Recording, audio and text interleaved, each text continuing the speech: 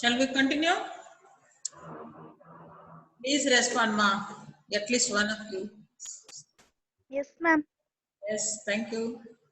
So we'll continue with the tumors of the small intestines. So of course, though rare, you should know something about the tumors. So small bowel tumors are rare. I have told you this previously. So they constitute less than 10% of total GHG neoplasms. And majority of the small intestinal neoplasms are any tumors of any organ. They have to be divided into two categories, that is benign and malignant. Coming to the benign neoplasms of small intestine. So usually occurring benign neoplasms include, one is adenoma, next one is lipoma, hemangiomas, neurogenic tumors. These are the four categories: adenomas, lipomas, hemangiomas, and neurogenic tumors. These are mostly asymptomatic tumors and are identified only incidentally if the surgery has been done due to another cause. So most often these tumors present with one of the three presentations. One is intussusception, very common. Next one is small bowel obstruction. Third one is bleeding producing anemia. So this is very interesting syndrome, that is Peutz-Jeghers syndrome, PJ syndrome.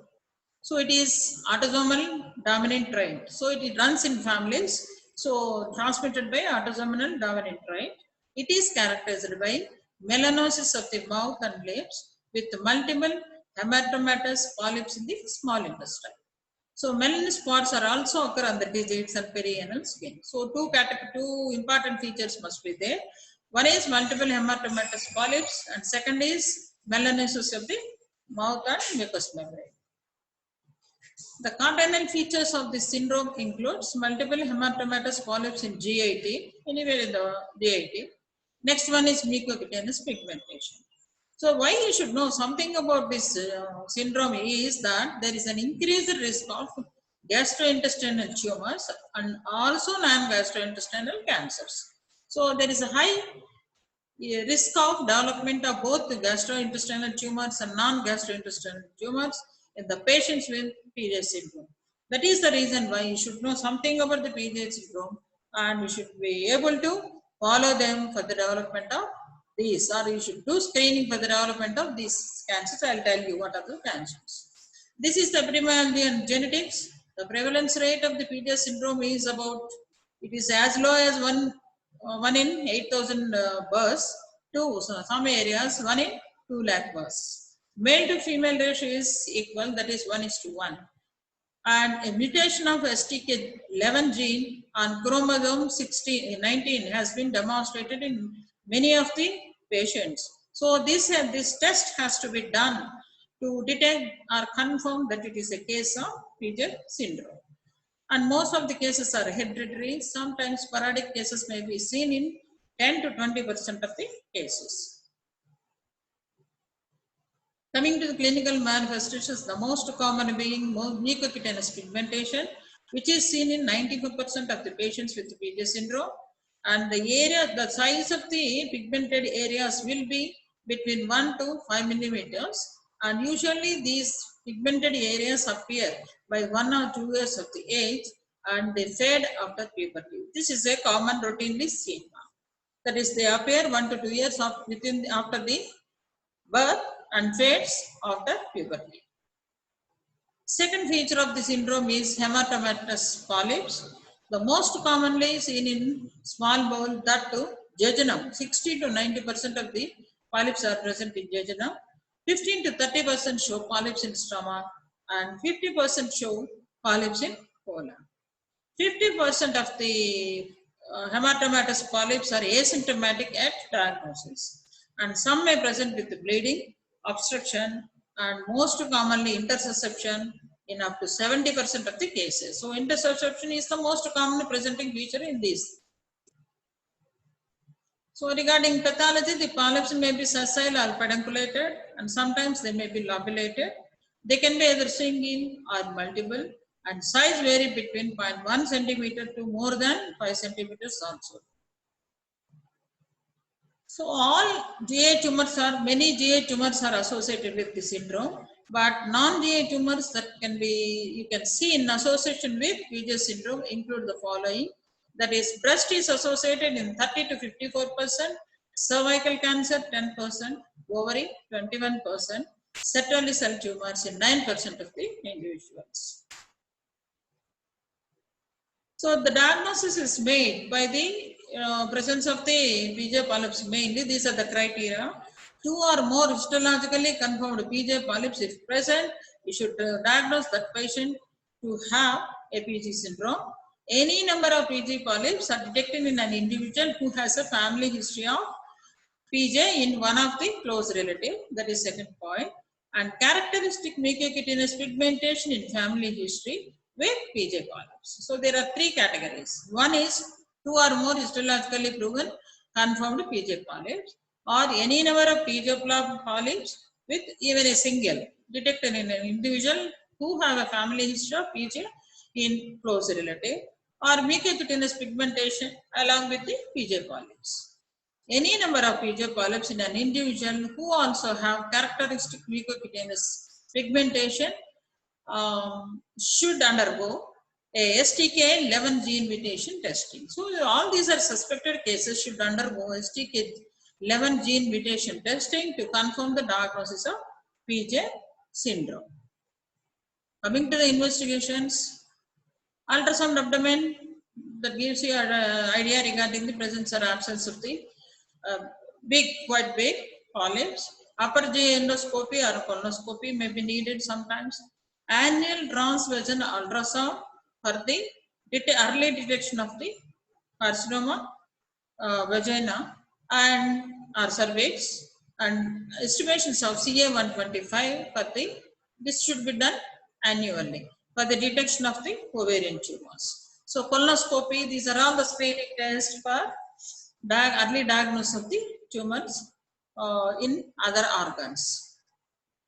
Coming to the management of the syndrome, endoscopic polypectomy, you can do double balloon enteroscopy, then polypectomy, laparotomy and resection of the bowel with open technique or on table enteroscopy and polypectomy. So all these are the removal of the polyps you should do, but subject them to histopathological examination and brand the patient to one of these syndromes. Coming to the malignant tumors of the small intestine. So small bowel malignancy is rare, as I told you. Excuse me.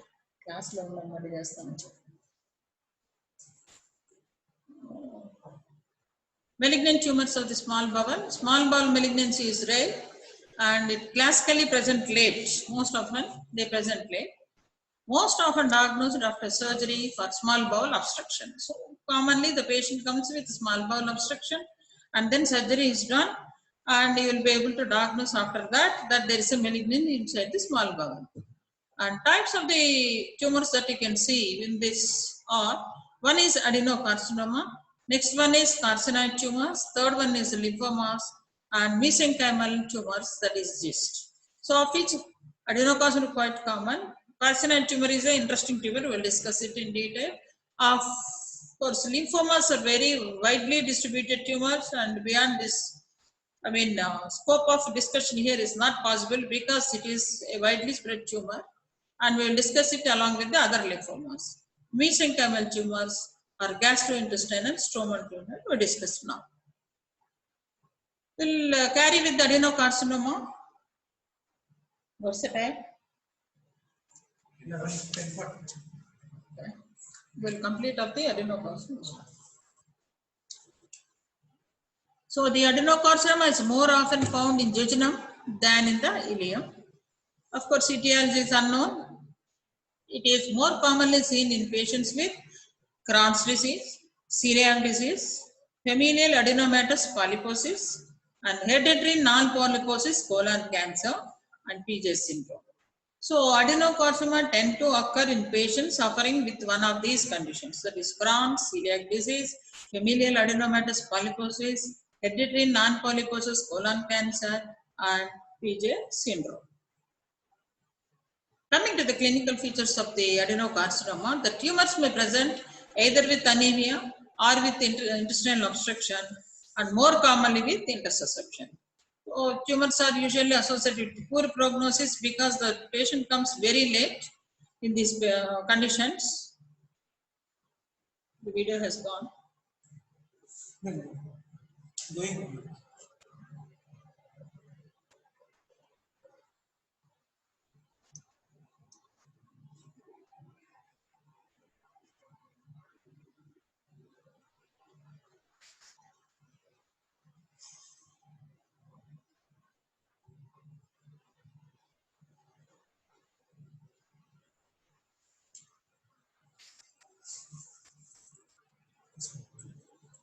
So the tumor representation is with either with anemia or with intestinal obstruction and intussusception. And the tumors are associated with poor prognosis because probably most often because of the late presentation. So coming to the management of the adenocarcinoma. So the patient may present with intestinal obstruction most often. So whatever may be the presentation, so when you feel that it is the adenocarcinoma that is presenting within the small intestine, the management is by means of resection and anastomosis. If the distal ileum, that is the tumor is going towards or present in the lower down in the distal part of the ileum, then right hemicolectomy is needed for that patient. Coming to the carcinoid tumor, shall we continue? So it is a neuroendocrine tumor. So organ is from Pulmonary cells. The cells are specifically present in crypts of labor bone. So most common sites for the presence of the or occurrence of the carcinoid tumor is, one is appendix, next is the ileum, and third one is the rectum. And most common site being the appendix only.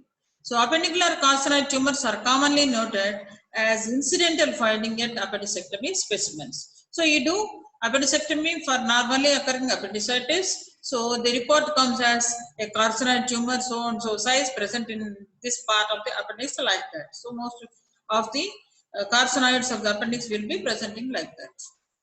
Coming to the definition of carcinoid tumors. So it is a malignant tumor of gastrointestinal system arising from the neuroendocrine cells at the base of the intestinal crypts of labor bone.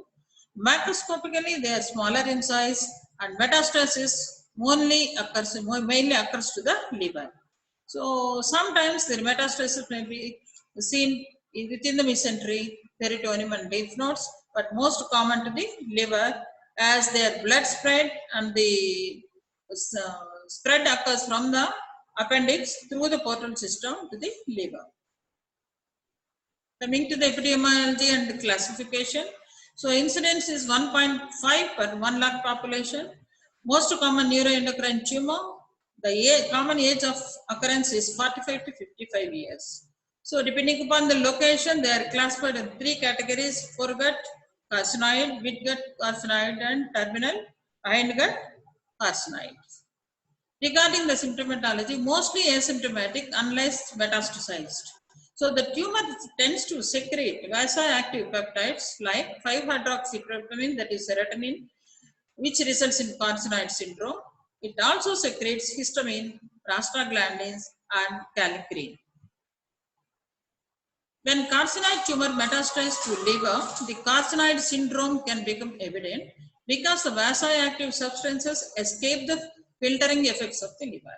So primary tumor within the intestine or the appendix can also secrete the vasoactive amines, but they're lesser in quantity, and once they reach the liver, they get filtered there and the systemic effects are less. Whereas in liver metastasis, the vasoactive amines that are secreted by the secondaries in the liver, they directly enters into the systemic circulation and can produce the symptomatology of carcinoid syndrome. So these are the findings of a clinical carcinoid syndromes, which shows reddish blue cyanosis, flushing attacks, particularly induced by the alcohol intake. Maybe the patient is having diarrhea and barbaragmi, that is increased abdominal sounds with abdominal crampings, asthmatic attacks, peripheral edema, and pulmonary and tricuspid stenosis. Coming to the investigations, laboratory investigations include a urinary estimation of 5-hydroxy-indole acetic acid, which increases in these patients. And imaging techniques that are used are for primary tumor, mainly ultrasonography, computerized tomography, and MRI scanning of the abdomen. And secondary is best imaging technique for the secondaries is CT abdomen. And estimation of tumor markers include 5-hydroxy-indole acetic acid and chromogranin A. These are the two tumor markers for carcinoid tumors. So these are the investigations, lab investigations, imaging for the primary and secondary and tumor markers estimation. Coming to the complications, so one is the patient can suffer with hemorrhage and pressure symptoms. And once the liver metastasis occurs, that is going to be produce more problems of carcinoid crisis. Management, primary tumor resection is sufficient most often. So extent of the disease is assessed preoperatively by using octreotide scanning.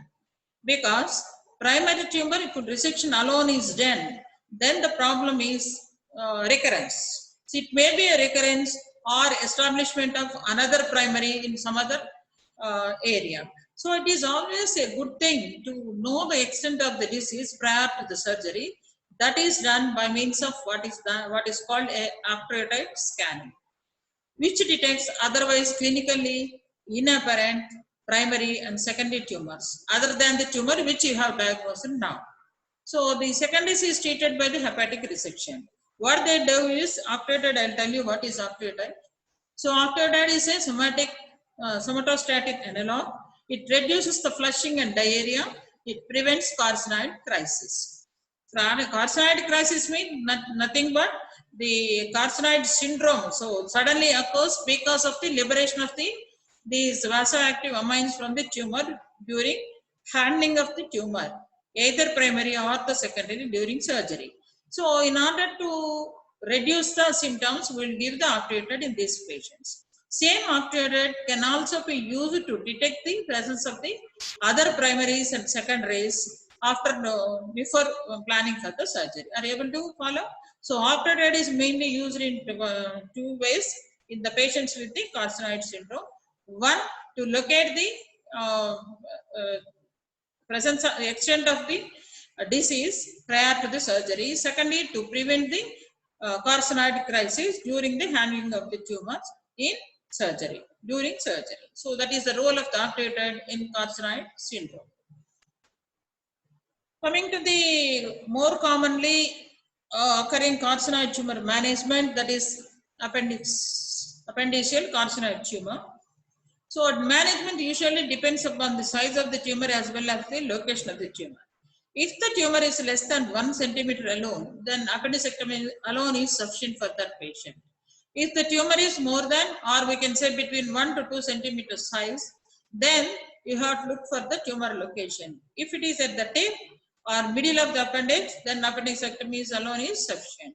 If the location is at the base, then you have to look for the mesoappendiceal invasion and metastasis. In all these cases, a right hemicolectomy is the best. If the tumor is more than 2 centimeters, then also right hemicolectomy is needed. Are you able to follow? The appendiceal carcinoid tumor is mainly treated by means of surgery, and type of surgery depends upon the size of the tumor and location. If it is less than 1 centimeter, appendectomy. If it is between 1 to 2 centimeters and at the tip or middle of the appendix, then appendectomy alone is sufficient. If it is more than 2 centimeters or it is located at the base or there is a mesoappendiceal invasion and metastasis, then a right hemicolectomy is indicated.